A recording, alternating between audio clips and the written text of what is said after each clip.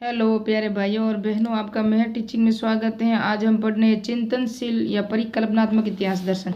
इससे पहले हमने पढ़ा था विश्लेषणात्मक इतिहास दर्शन। तो ये 2 पेज के नोट्स हैं, आप देख सकते हो, ये नोट्स हैं। और आपको मैं अमित कुमार रैंकवार की जो बुक है ना, इतिहास दर्शन लेकर, उसकी भी PDF दे देती हूँ। अगर आप खुद ही बनाना चाहते हो उसे, नोट्स के हम खुद बनाएंगे नोट्स, तो आप खुद भी बना सकते हो। ये मैंने बनाए हैं और मैं पहली बार जो पढ़ा रही हूँ इतिहास दर्शन लेखन। ये पूरी PDF है, आप देख सकते हो कौन कौन सी दंडात्मक आदर्शात्मक पद्धति, मार्क्स के, स्पेंगलर की, किस किस ने कौन सी पद्धतियाँ दी थी। और विश्लेषणात्मक इतिहास दर्शन है ना, उसका भी हम यहाँ कुछ यहाँ मिला के दोनों को कंपेयर करके पढ़ेंगे, क्योंकि विश्लेषणात्मक इतिहास दर्शन हमने पढ़ा था। और परिकल्पनावादी चिंतनशील विचारधारा के समर्थक कौन कौन से, सबको मैं डिटेल से बता रही हूँ। अभी ये टॉपिक है हमारा। ये 2 पेज के नोट्स मैंने बता दिए। अभी ये यहाँ से विको, हर्डर, हिंगल, मार्क्स, स्पेंगलर और टाइनबी, ये हमारे इसके समर्थक हैं। और ये अगर आपने सिलेबस नहीं लिखा है तो कुछ नहीं है, सिलेबस देख के लिखना।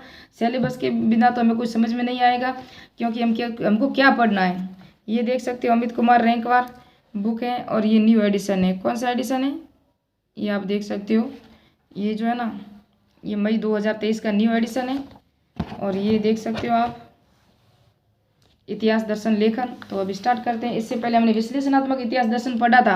और विश्लेषणात्मक इतिहास दर्शन में क्या था कि हमने देखा था कि उसके अंदर जो अतीत की जो घटनाएं होती है ना, उन घटनाओं का जो कारण और उनकी परिस्थितियों का आलोचनात्मक चिंतन करके निष्कर्ष तक पहुंचना, ही क्या था, विश्लेषणात्मक इतिहास दर्शन था। लेकिन चिंतनशील परिकल्पना या इतिहास दर्शन है ना, ये जो है ये अपराचीन है। और वो विश्लेषणात्मक इतिहास दर्शन है वो आधुनिक है। और वो विज्ञान तर्क और तर्क शास्त्र पर आधारित है। जबकि ये जो है ना, ये देवीय सिद्धांत है, प्राकृतिक घटना जो प्राचीन काल से है। तो इसके समर्थक मैंने बता दिया अभी आपको। और ऑर्थोडॉक्सी चिंतनशील इतिहास दर्शन को विभिन्न विचारकों ने अलग अलग नाम दिए। तो पहले हम इसके सारे नाम पढ़ देते हैं।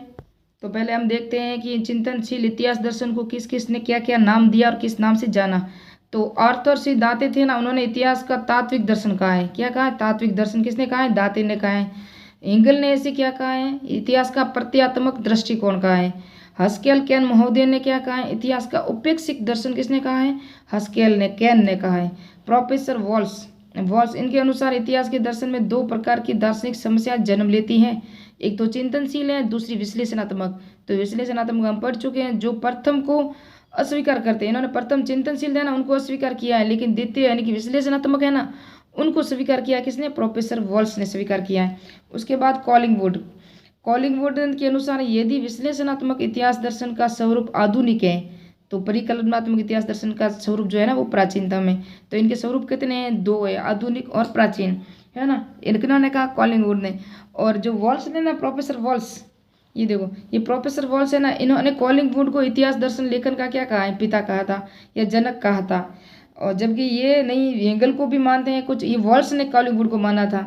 रियल में किसी को है, ये सब मैंने नेक्स्ट वीडियो अगर नहीं देखा हो तो पढ़ लेना, उस वीडियो में सब बताया मैंने। चिंतनशील इतिहास दर्शन के जनक कौन है? तो अरस्तु है, प्लेटो है, संत अगस्टाइन है और हेसिओड है ना, इसके समर्थक है।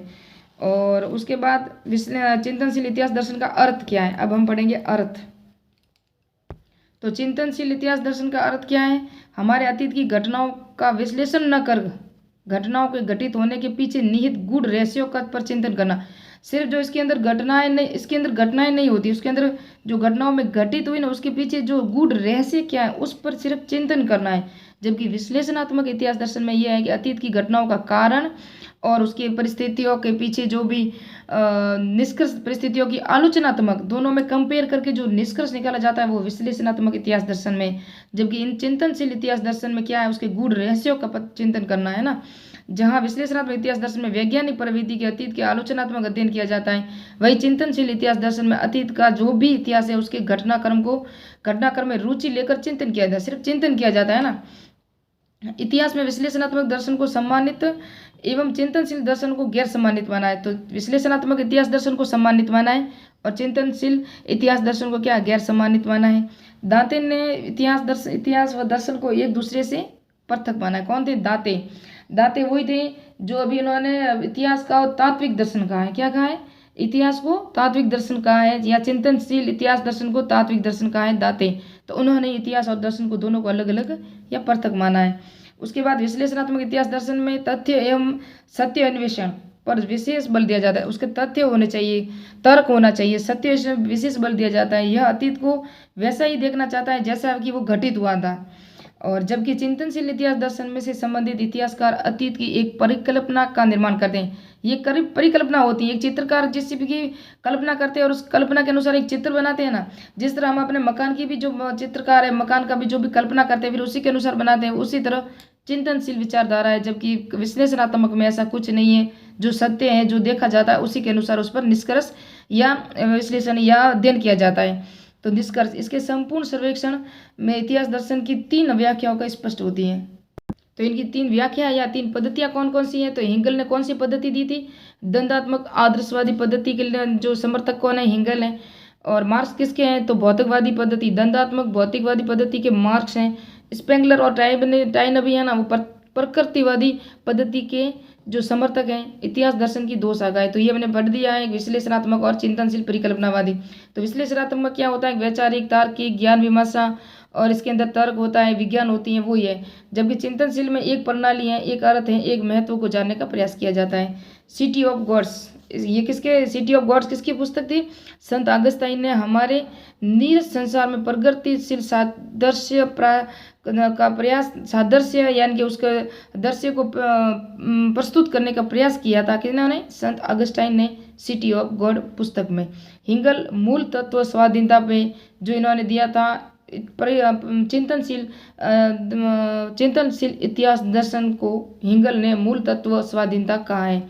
स्पेंगलर, इन्होंने सर्वव्यापक प्राबंध को इतिहास की शैली, इतिहास की पहली इन्होंने सर्वप्रथम प्राबंध को इतिहास की पहली व सर्व कुंजी के रूप में अनुभव किया है, स्पेंगलर ने। है उसके बाद आप देखोगे विको, तो वीडियो बड़ा हो रहा है। नेक्स्ट में हम पढ़ेंगे परिकल्पनावादी चिंतनशील विचारधारा के समर्थक जियाम्बित्तिस्ता विको, जो 1608 से 1644 में इटली के थे। वहाँ इन्होंने चक्रीय सिद्धांत दिया था। और आगे उसकी सबकी है, इतिहास मानव चेष्टा और चिंतन का फल है। ये भी इनकी परिभाषा है। तो मिलते हैं नेक्स्ट वीडियो में और विको के पूरी डिटेल के साथ।